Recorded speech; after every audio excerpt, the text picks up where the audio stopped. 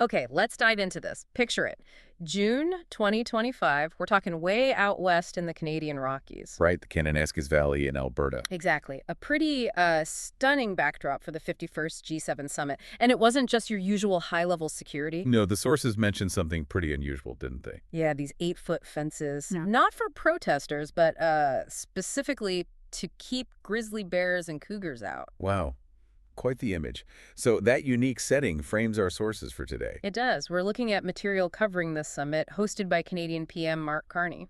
bringing together the G7 leaders, of course, Canada, US, UK, France, Germany, Italy, Japan, the EU too. And guests as well. India, Ukraine, Australia were there. Right. So our goal here, our mission in this deep dive, is to really unpack what the sources say happened. What were the big discussions, the challenges, and importantly, what actually came out of it? We're sticking strictly to the source material here. Absolutely. And, right off the bat, the environment wasn't just about wildlife. Wildfires. Exactly. Record wildfires burning across Alberta at the time.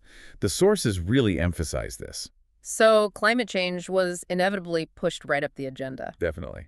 And Canada, as host, was apparently pushing hard for a new wildfire response charter.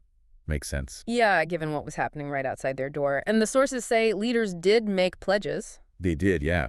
Commitments on climate action, but also on other big topics like AI safety and energy security. Okay. But these things never happen in a vacuum, right? Global tensions were high. Incredibly high. The sources make it clear the escalating conflict in the Middle East cast a long shadow over the summit. It really impacted the mood and the focus based on what we're reading. It seems so. And it might be linked to this other detail the sources note. President Trump leaving early. Yeah. Heading back to Washington before the summit officially. President Zelensky was there in person. Making direct appeals for more support, presumably. That's what the sources indicate, yes. Yeah. A call for continued, unwavering support. And the G7 response. Because the sources mentioned some underlying disagreements on the way forward. Right. Nuances there. But collectively, they did reaffirm their commitment to backing Ukraine.